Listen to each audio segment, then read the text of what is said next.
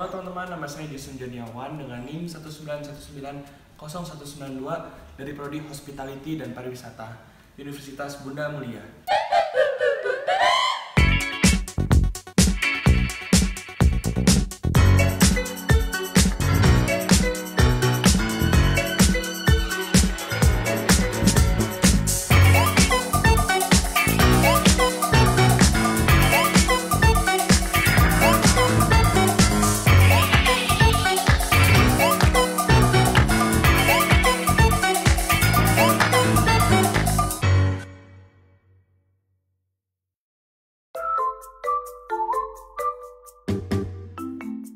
Sekarang saya akan mempresentasikan dan saya akan mereview makanan yang mengandung bumbu dan rempah serta sejarah bumbu dan rempah itu sendiri. Dan bumbu dan rempah itu gimana sih cara pengolahannya dari bumbu lumat, bumbu kasar, dan lain-lain. Nah, saya akan membahas suatu makanan yang ciri-cirinya adalah makanan ini mudah sekali dijumpai oleh kalian semua teman-teman, mudah dijumpai di berbagai tempat dan harganya pun relatif murah. Dan tidak mungkin teman-teman tidak pernah mencoba masakan khas Indonesia ini. Mau tahu gimana? Yuk kita cobain.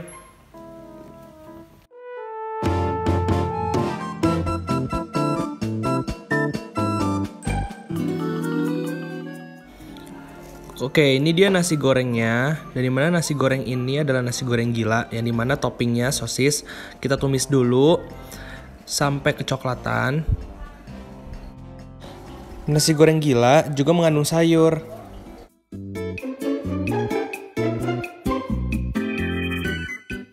Tambahkan seasoning, merupakan gula dan garam, dan sedikit penyedap.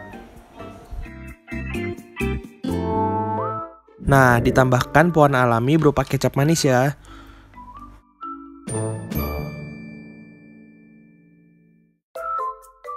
Aduk rata hingga semua bumbu dan rempah tercampur rata.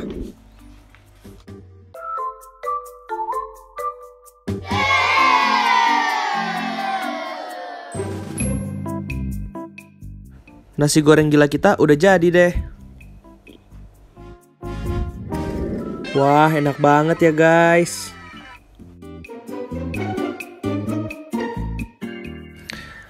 Yuk kita cobain. Lagi dibungkus nih sama abangnya. Di dalam nasi goreng gila ini ada berbagai bumbu dan rempah. Antara lain ada bawang putih, ada bawang merah, ada pala, dan ada kemiri. Oke guys, ini namanya nasi goreng gila. Kenapa namanya gila? Mungkin kalian bertanya-tanya kan. Nah, nasi goreng gila itu pertama kali dari pedagang gitu. Jadi pedagang ini mau mencampur semua bumbu-bumbu dan semua topping-topping yang ada seperti sosis, bakso, dan dia tambah-tambahin aja dan menghasilkan rasanya enak. Terus dia bilang, wah gila gitu. Jadi nasi goreng gila ini adalah nasi goreng yang kaya akan topping seperti bakso, sosis, ayam, dan sayur-sayuran. Beda deh sama nasi goreng yang lain. Seperti bawang merah, bawang putih, dan kemiri harus di blender terlebih dahulu dan dilumatkan. Baru dicampurkan saat memasak nasi goreng gila. Oke, inilah yang kita tunggu-tunggu. Yuk kita cobain.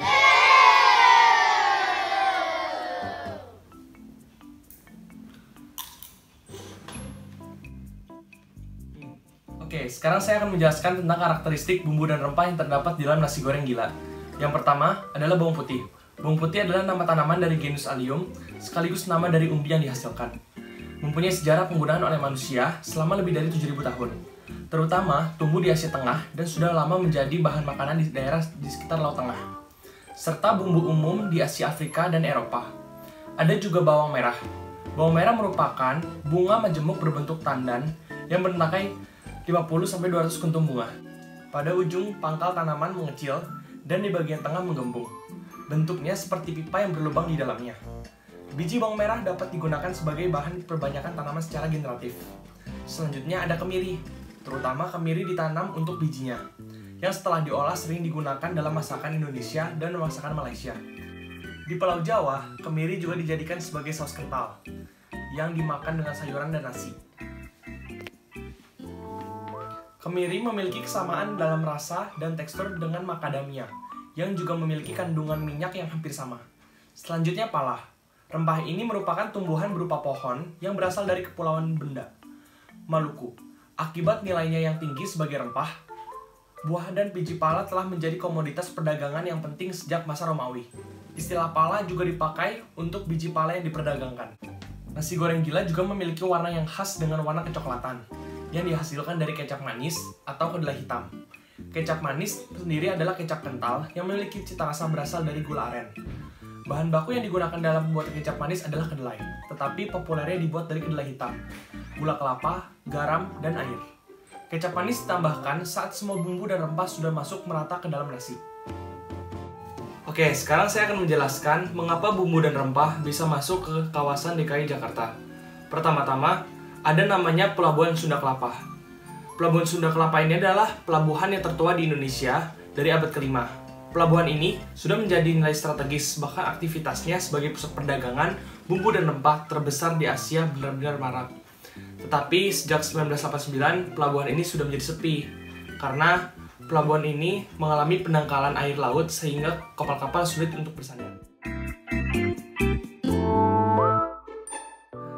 Dan pada akhirnya, perdagangan bumbu dan rempah pindah ke Pelabuhan Tanjung Priok. Setelah itu, Pelabuhan Sunda Kelapa hanya melayani pengiriman antar pulau dan hingga kini hanya sebagai pelabuhan muat saja. Pelabuhan Sunda Kelapa juga merupakan salah satu dari 12 destinasi yang di dalam DKI Jakarta, merupakan pelabuhan yang memiliki nilai sejarah panjang yang erat kaitannya dengan nilai historis budaya. Dan pada akhirnya, perdagangan bumbu dan rempah pindah ke Pelabuhan Tanjung Priok. Berdasarkan semua pembahasan saya mengenai makanan khas Indonesia, yaitu nasi goreng gila, saya ingin mengajak kalian semua untuk terus melestarikan makanan Indonesia, dan jangan sampai makanan Indonesia ini menjadi terlupakan. Yang pertama, masakan Indonesia memiliki ciri khas yang berbeda-beda di wilayah yang berbeda-beda. Artinya apa? Setiap kalian pergi ke suatu wilayah di Indonesia, mereka memiliki makanan ciri khasnya masing-masing.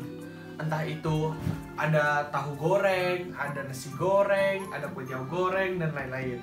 Yang kedua, makanan Indonesia harganya relatif murah, sehingga dapat dibeli oleh segala kalangan. Contohnya saja, saya membeli nasi goreng gila hanya seharga Rp25.000. Yang ketiga, makanan Indonesia memiliki nilai historis budaya yang kuat, sehingga sifatnya turun-temurun. Dan jangan sampai makanan itu menjadi punah atau tidak kita kenal lagi, karena pergeseran dari makanan dari luar. Nah, pada intinya, kita harus terus melestarikan masakan Indonesia agar masakan Indonesia tidak terlupakan. Dan saya juga bangga terhadap kampus saya karena mengajarkan bagaimana kita harus menghargai dan kita harus mengingat terus masakan Indonesia. Untuk itu, mari kita melestarikan masakan Indonesia dan kita bangga menjadi rakyat Indonesia memakan masakan Indonesia.